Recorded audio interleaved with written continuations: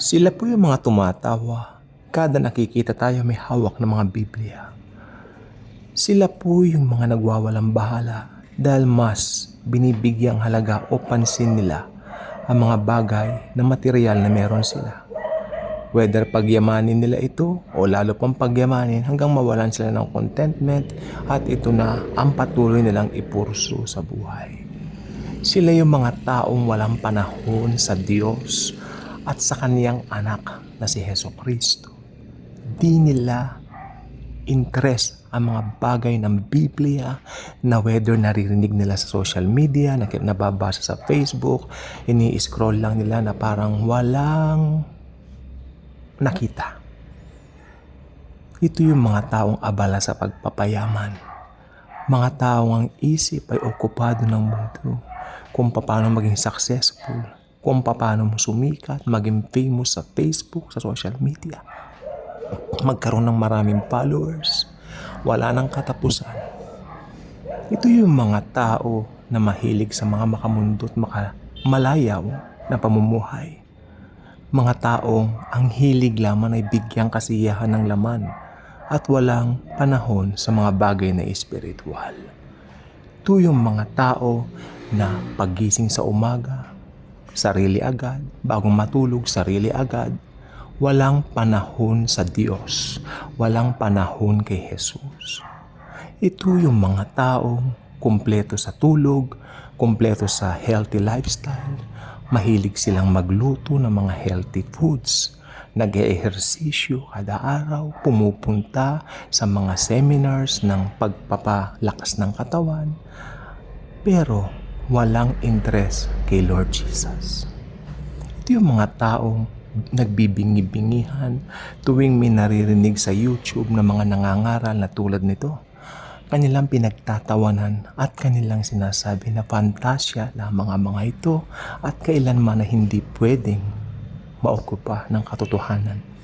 Ito yung mga taong nagtatawa sa mga mirakulo na binabanggit ng Biblia, especially yung pagkabuhay kay Lazaro at paghati sa dagat na pula ni Moises. Ito yung mga taong sinasabi nila na ang mga bagay daw na yun inimbento lamang ng mga tao. Sabi nila, ang mga bagay daw na nasulat sa Biblia, igawa nga lang daw naman ng tao at mahirap na silang papaniwalain sa katotohanan. Ito yung mga tao na gusto laging bago ang model ng cellphone, bago lagi ang model ng kanilang sasakyan, bago lagi ang mga kasuotan, bago ang bahay, lahat bago.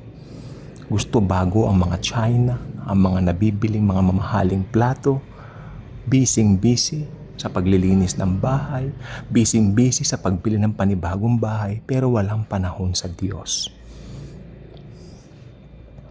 Ito yung mga tao na sinasabi nila may relihiyon na sila, nakakandado, at hindi pwedeng buksan.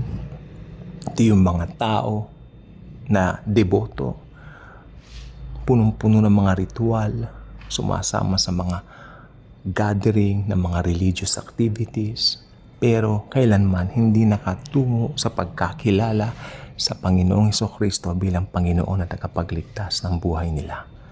Ito yung mga tao na nanunuya o talagang masasabi nating tumatawa, humahalakhak sa tuwing nakakakita ng mga tao na nangangaral ng salita ng Diyos. Iniinsulto sila, pinagtatawanan, inaalimura, at pinagkakalat ng mga nasisiraan daw ng ulo ang mga Kristiyano at mga born-again Christians. Ito yung mga tao na sinasabi nila na marami silang alam sa siyensya, marami silang alam sa history, marami silang alam sa mga akademikong mga subject, nakapagtapos sa matataas na antas, marunong mag-Ingles, fluent sa Ingles, pinagmamalaki yung estado, pinagmamalaki yung narating sa buhay, pinagmamalaki kung ano pa yung pwedeng ma-achieve sa buhay o sa mundong ibabaw na ito. Ito yung mga tao na saklaw ng negosyo ang kanilang mga puso at isipan. Umaga, kakayod. Tanghali, kakain lang, kayod uli. Hanggang gabi, uuwi lang, matutulog, then kayod uli. Lalo na kung ang negosyo ay kinagat ng madla, naging hit, naging click. Sila ngayon ay laman na ng social media, na i-interview na, sumisikat na, nagiging palalo na sila, nagiging mayabang na sila. Pero walang interest sa Panginoong Hesukristo. Dahil sa sobrang busy nila kuno, pag minangaral ng salita ng Diyos, kanila itong binabaliwala at hindi pinapahinggan at sasabihin, at saka na lang, at saka na lang. Ito yung mga tao na merong mga adhikain sa buhay na maganda.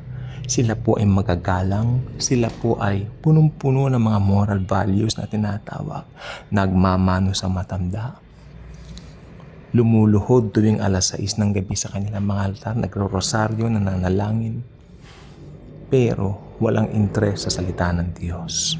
Ang totoong gospel ni Jesus, kanilang binabaliwala dahil ang sabi nila, may rehilyon na raw sila. Makinig po kayong lahat.